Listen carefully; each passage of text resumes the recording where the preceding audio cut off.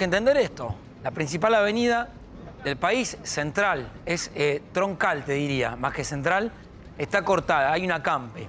Pasa el Metrobús para que puedan pasar los colectivos y es todo. Después tenés todas las organizaciones de izquierda, que ahora lo vamos a hablar con Candelaria también, porque veníamos preguntándonos, previo al inicio del programa, bueno, distintos conflictos que la izquierda va tomando la calle. Entonces tenés Desarrollo Social, la 9 de julio, que van a tener una asamblea recién a las 6, por ende ya tenés mínimo 48 horas de este conflicto.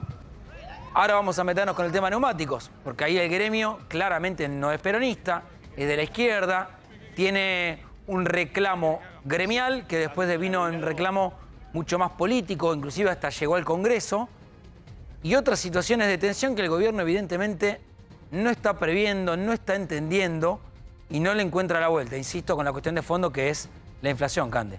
Exactamente. Bueno, fíjate que ya son varias las voces dentro del gobierno que están hablando de esto que impulsó primero Cristina Fernández de Kirchner, que tenía que ver con controlar los precios de los alimentos. Porque después de que la vicepresidenta lanzó esos tuits ayer a las 7:15 de la tarde, que fue justo después de que Sergio Massa había estado con Gabriel Rubinstein y todo el equipo presentando el presupuesto en el Congreso de la Nación, en la Comisión de Presupuesto de la Cámara de Diputados. Después de eso, Cristina Kirchner sale diciendo el Ministerio de Economía viene trabajando muy bien en muchos frentes, pero tiene que trabajar sobre estrategias más puntuales y específicas y le apunta ¿a qué? A las empresas que dice que están ganando mucho dinero.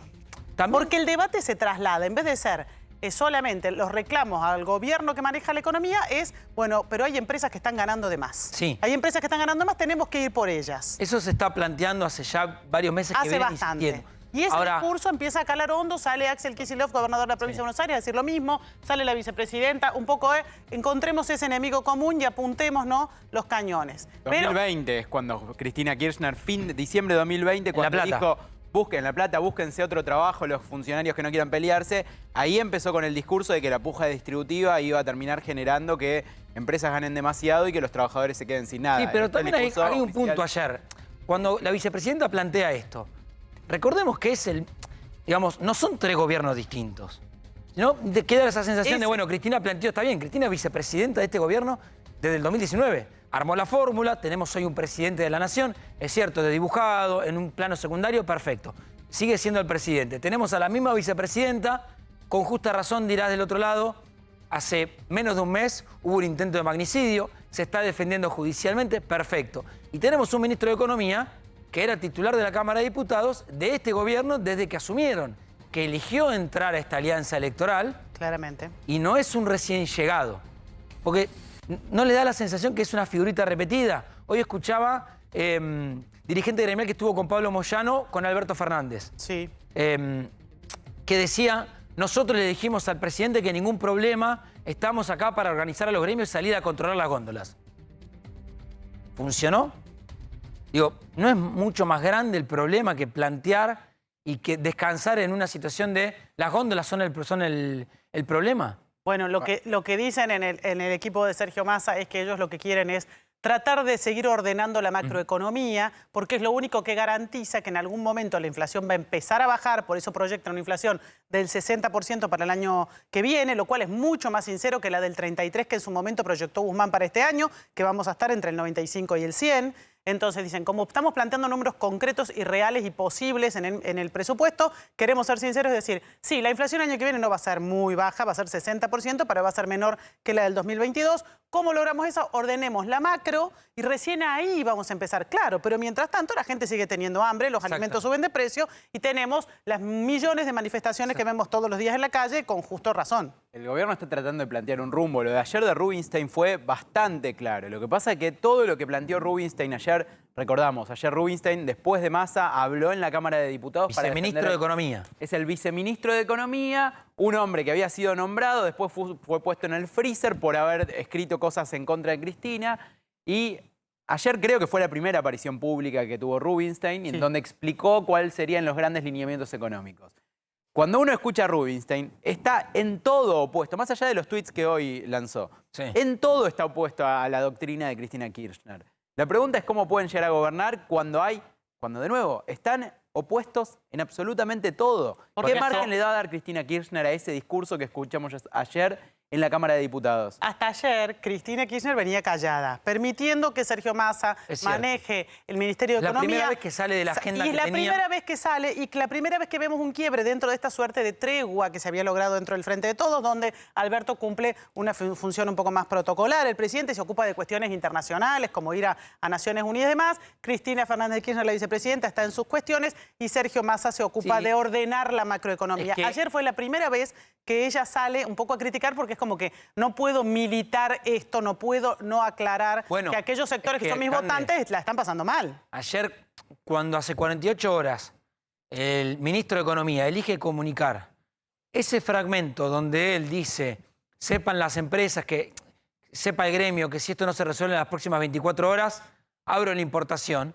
Eso hizo mucho ruido dentro del gobierno, planteando, bueno, ¿de qué lado nos vamos a poner en una discusión paritaria?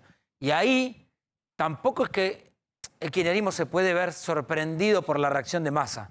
No, Massa nunca ocultó dónde se paraba dentro del peronismo. Y a partir de ahí se generó una consecuencia que era por lo bajo, porque la verdad que nadie del kirchnerismo salía a cuestionar lo que había hecho Sergio Massa. Quizás el único fue Pablo Moyano, que se había puesto al lado del gremio, que encima amagó con romper con la CGT. Y ayer me parece que cuando la vicepresidenta lanza esto y empieza a pedir alguna acción distinta en el tema control de alimentos, abre una puerta y se juega otra estrategia.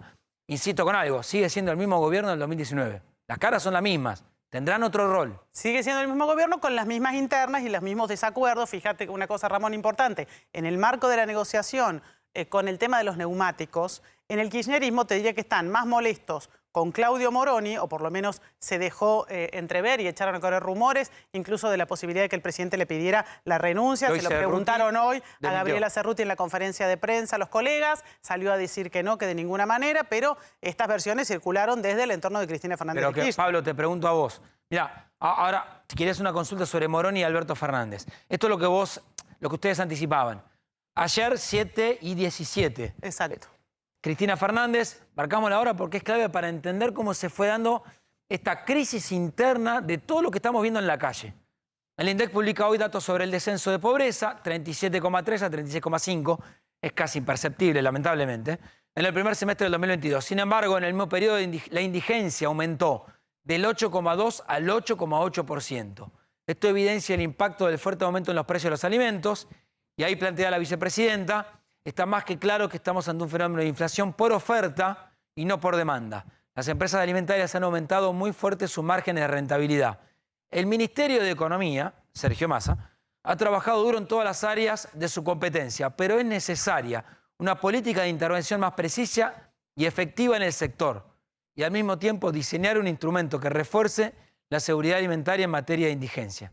Entonces, ¿qué tenemos que pensar acá, Pablo? Son dos más cosas. Controles y este famoso proyecto que decía Di Tulio de el bono para indigentes, que es algo en lo que está trabajando ya el Ministerio de Economía. ¿Hay alguna posibilidad de que se anuncie algo en los próximos días de un bono de emergencia? Algunos le dicen el IFE 5, otros dicen no, IFE no, eso es un mal recuerdo, es algo que ya tiene que estar en el pasado.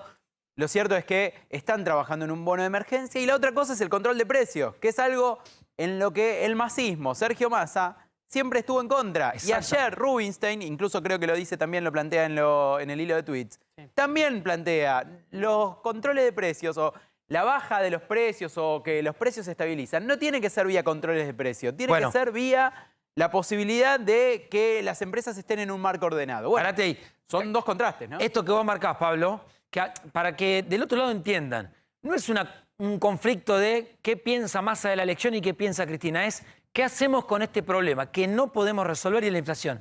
Cande, vos me mencionabas esto, viceministro de Economía, Gabriel Rubinstein, y en una suerte de respuesta a la vice por lo que había dicho. Sale hoy públicamente, inexplicablemente, a mi humilde entender, Gabriel Rubinstein a poner en una serie de tweets algo que ya aclaró ayer cuando presentó el proyecto de presupuesto junto al ministro Sergio Massa. Entonces le aclara a Cristina Fernández, como que le contesta, le dice: hasta que no logremos la unificación cambiaria, es decir, que el dólar oficial, que hoy está a 141, 142, se una con la cotización del dólar blue, que hoy está cerca de los 290 pesos, habrá cierto desorden y márgenes empresariales más altos que los normales. Pero unificar el mercado de cambios sin robusto superávit fiscal primario y casi sin reservas luce demasiado riesgoso. el norte dentro de 3 años debería ser ese, dice Gabriel Rubinstein. Aclara un poco lo que la macroeconomía está planteando, es correcto lo que desde el Ministerio vienen diciendo. Bien. Sin embargo, no se entiende por qué sale a decirlo después del tuit de la vicepresidenta. El exceso de demanda agregada, claramente le está contestando, porque ella dice que hay un aumento de precios de oferta. Él le dice, el exceso de demanda agregada que provoca el déficit fiscal seguirá impulsando una alta inflación. Actuando sobre la inercia y sobre márgenes, bajando brecha cambiaria, acuerdos y otras acciones, podremos bajar el IPC del 90 al 60. Solo un primer paso. Bien. A ver, esto que estamos contándote con Candelaria, para entender, tenés un conflicto, tenés un problema que no lo podés resolver. En la teoría, en la cuestión de fondo y demás, ¿qué hacer con este problema? Y ahí están las dos estrategias que tiene un sector y otro sector de un gobierno que arrancó loteado y sigue loteado.